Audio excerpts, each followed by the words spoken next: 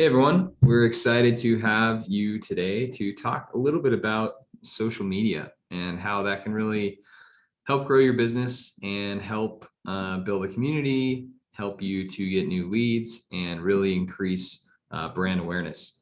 We are doing this a little bit over with video, and also we'll have audio too. You can see Andrew's here with me. Hey guys. So we're excited to go through a couple of tips and tricks we've kind of learned along the way.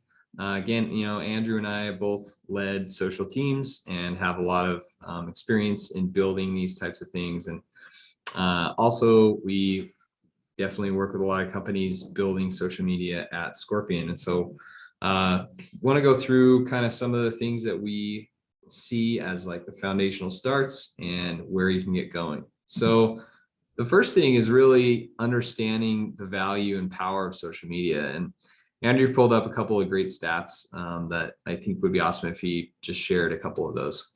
Yeah, for sure. So a big one, according to Google, more than half of consumers research companies online, including their social media, when they're looking to buy a product or a service.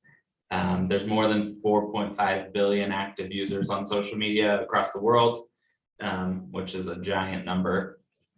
72% of Americans use social media. And some other stats, 66% of Facebook users log on every day. I'm totally guilty of that. And then I looked at some generational ones. And I think that sometimes I forget that we're in 2022 and that the world's changed a lot since social media started. But 84% of 18 to 29-year-olds use social media compared to 73% of 50 to 64-year-olds. So anyone under 65, really, at least 73% of them are using social media. So the likelihood of your potential customer being on social and paying attention to it is pretty high.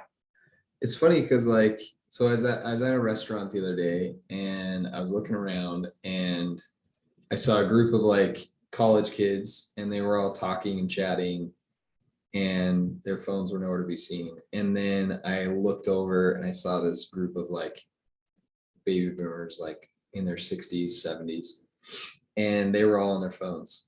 Who knows what they were doing, but kind of shows you that, social media could have been a part of that. They were checking on Facebook or Instagram or whatever they're on.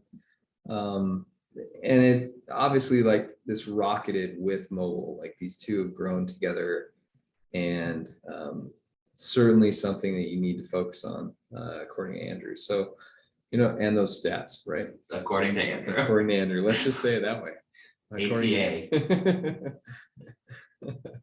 So what's kind of the first step? I mean, I maybe I'll go into kind of some thoughts on that, and then Andrew, you can add your commentary. So I think the first step is research. There's so many channels that you can jump in on, especially if you're just starting out. Let's start there. If you're like a new business, you're like, okay, my nephew told me I needed to be on social media. I needed to be on TikTok because that's like the hot new thing. Well, maybe TikTok is not where your audience is. Maybe you post all these great videos and spend a lot of time there. And I know plenty of companies that get 1 million views on their videos and get like 0 leads, 0 revenue, because that's not where their customers are. So it's not just about engagement. It's about knowing where your customers are and having that lead to actual sales. So what's kind of like a first step for research you'd imagine, Andrew? Yeah, I mean, I think if you have a customer base or kind of an ideal customer, asking them is a great way to kind of see like what they're on, and understanding. You can also look at demographics and kind of the stats that I just said, right? Like what age group are they in? Obviously, things like TikTok are a lot more focused on the younger generation, where as people get older, I think Facebook is definitely the one that everyone's on. And so kind of those are some good places to start researching. It doesn't hurt to ask your ideal customer, even if it's your friends or family. There's people around you who are in that demographic who look like your ideal customer that you can get some insights from.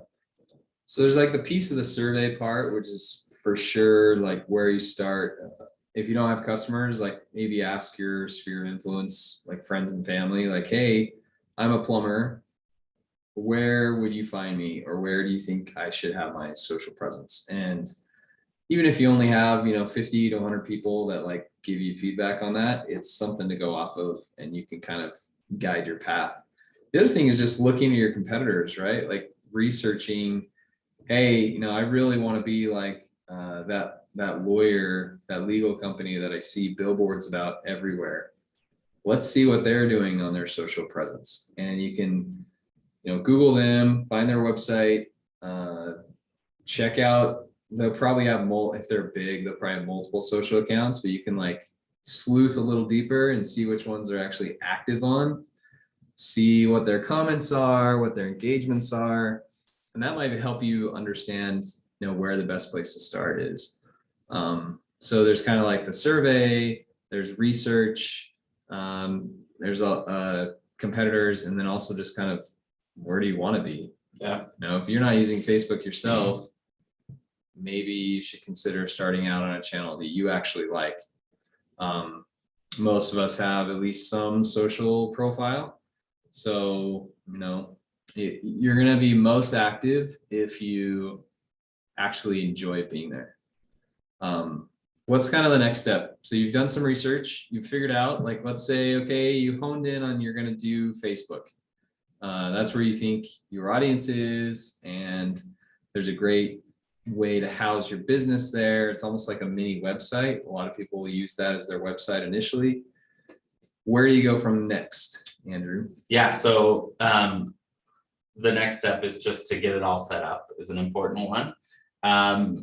Every single social media platform that you're going to use is just going to walk you through it pretty step by step and easy to do. Something that we kind of just touched on that I think when you're kind of picking what platform you want to use, consistency is really important. And like Joe just said, if you're looking at your competitors and they're not posting there, it could be because they kind of took on more than they could chew, I guess. So when you're picking a platform, kind of take into consideration how easy it is to post something, how easy you can maintain it. I don't have time to create TikToks all the time. So depending on what you want to do, like Facebook might be the easiest because your customers are there and also you can post the most frequently and most consistently. So you're going to set up that business page. It's going to ask you a lot of questions like what, where you're at, what you work in. There's some like keywords that you're going to choose that will help Facebook put you in front of the right people. So if you don't know exactly where you should be on that, competitors are another great one. See what keywords they're in. If I remember correctly, I think you get to pick like a main one and then up to 10 or so sub ones that can help. So you might be a plumber and then you could pick some focuses, or if you're a lawyer is going to be your main one and your kind of practice areas would be those sub ones. So first thing first is just to fill all that out, get your profile set up, and then make a plan on what you're going to post and how often and how to keep up with it. And these are not like set in stone by any means. Maybe you jump into one industry that you thought fit you best, and then later on, as you learn the profile a little bit more, you're actually like, I should probably change that to a larger one or a different one. And you can make those changes really easily. So we have a pretty in-depth blog post. If you Google actually Facebook business page, you'll find it right there on page 1 on our tips and tricks on how to kind of get your Facebook business page set up. We'll include a link in the profile as well. But yeah, I think it's all about that consistency of focus and kind of finding your way. It'll take some time to find your voice and like who you are, and you may just be copying people for the first little while and being like, okay, well, maybe we usually do a promotion for the spring, and we usually send out some direct mail. So maybe along with direct mail, we send out a Facebook post, and then when fall comes around, you're like, okay, we usually do a special in the fall. In the spring, we did this Facebook post. Maybe we do a collaboration with another small business that we know does a fall special as well. And we can say, come to both of our stores, get 10% off or whatever.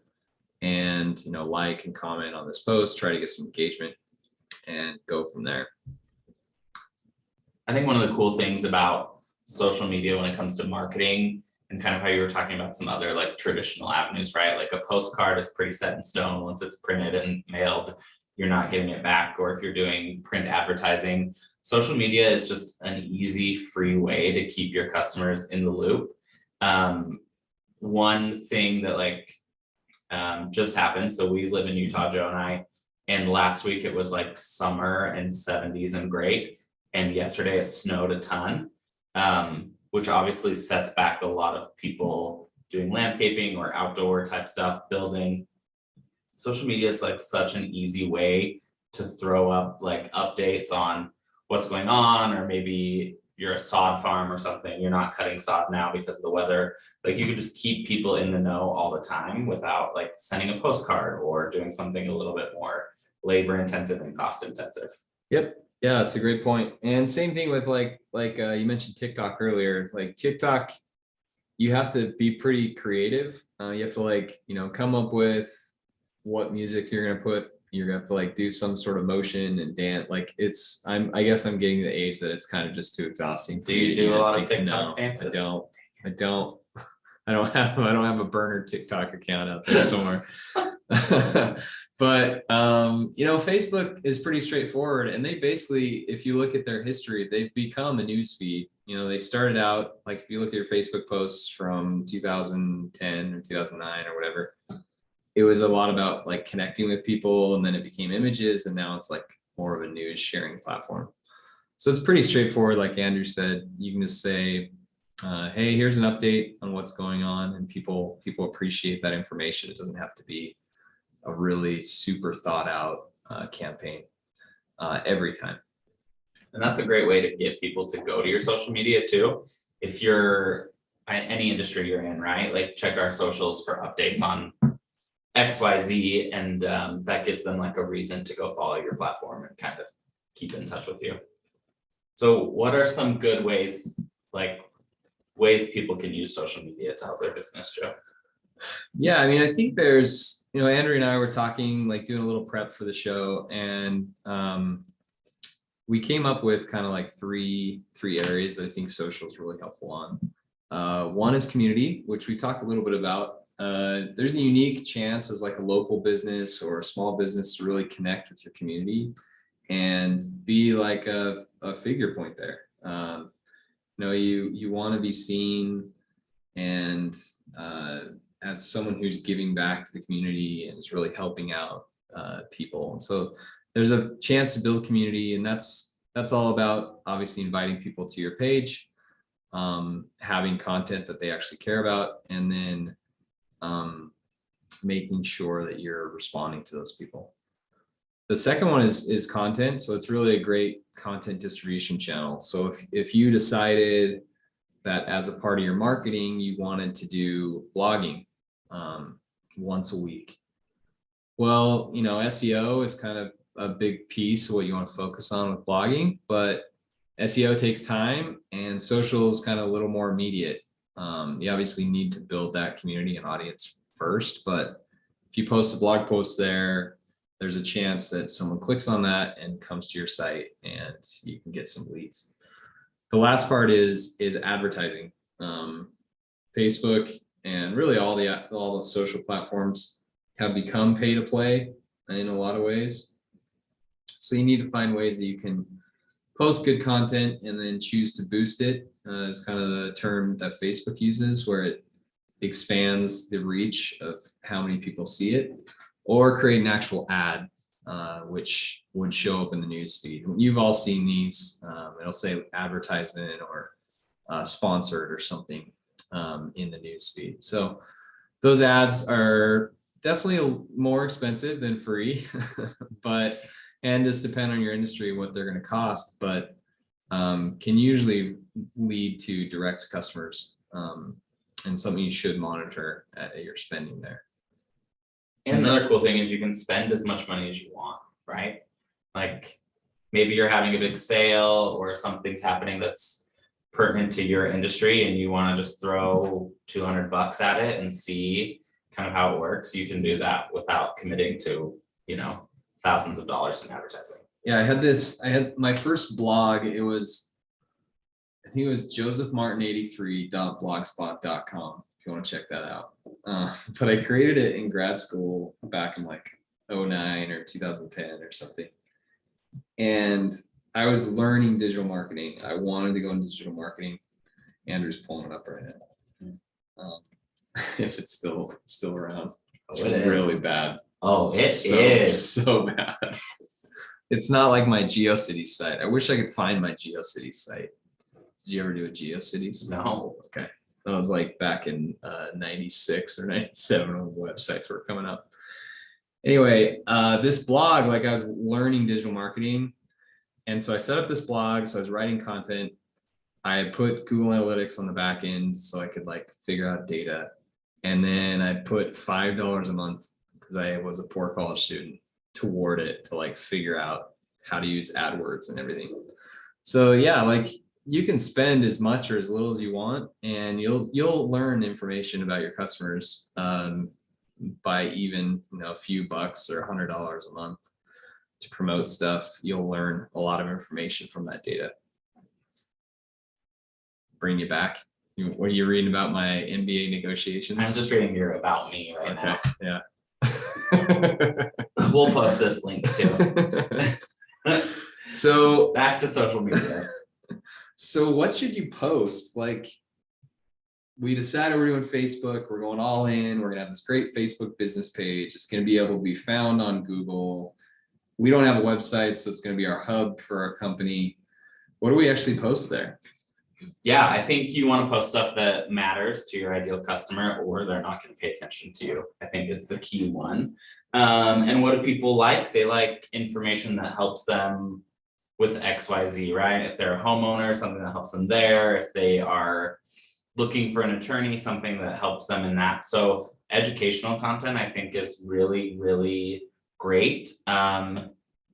And something that you probably can throw together pretty quickly because you're an expert in that area. So if you're wondering like, what can I post? And I think we've talked about this on the podcast before, but like keep a list of just questions that you get asked all the time and create content around that. And the cool thing about that is it answers these people's questions, and hopefully they saw your answer on Facebook and they don't ask you later, which can kind of speed up that sales cycle or the time before they commit to using you. So educational content's a great one. We kind of talked about this a little bit earlier too, but like current events affecting your industry or your customers. So weather or supply chain, anything that's going on in the world that's kind of a current event that's going to affect your ability to serve them. Also great. Specials or discounts if you're doing something for spring, if you're doing something, prepping for winter or anything like that. Social media is a great spot to put that. What else do you think, Joe? I'm big on the collaborations. I kind of mentioned that a little bit earlier, and I think everything Andrew said was spot on and really great. And I think the next thing you can do to help with distribution is, there's definitely like a connection that small business owners have, even if it's like unwritten. There's a mutual respect that small business owners have for each other. And so chances are pretty high if you reach out to someone in your neighborhood and community, and even if they like, maybe you find that diamond in the rough that has a huge following and they probably get hit up a lot, but go to them and say, hey, we'd love to do a collaboration with you guys. We think we have a great overlap of customers, and just network and come up with those opportunities. This includes like, the influencer space as well, but I would start with fellow business owners versus like, we need to get Kim Kardashian to talk about our plumbing business. I mean, it might work. It might.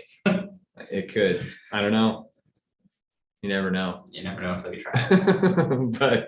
But I would definitely start with business owners. I think there's just like I said, a respect there, and you're all in the same game, right? You're all in this content game. You're all trying to figure it out. You all know you need to be on social media, and if you can just find ways to benefit each other, I think that's really valuable. Sure. I think also think about like stuff that attracts you when you're scrolling through Facebook. I'm a sucker for like a before and after photo. So if you're in some sort of home services realm that you can post some cool before and afters, I think that's eye-catching.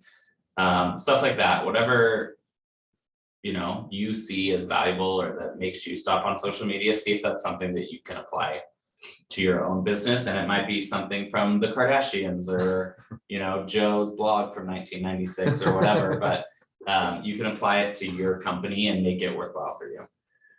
And the last thing is kind of what we're doing right here, like video, if you are willing to like put your face on camera and it's authentic. Andrew and I have a lot of ums and ahs here and a lot of, it's not super polished, but we're putting it out there on video because we know that video is a great medium.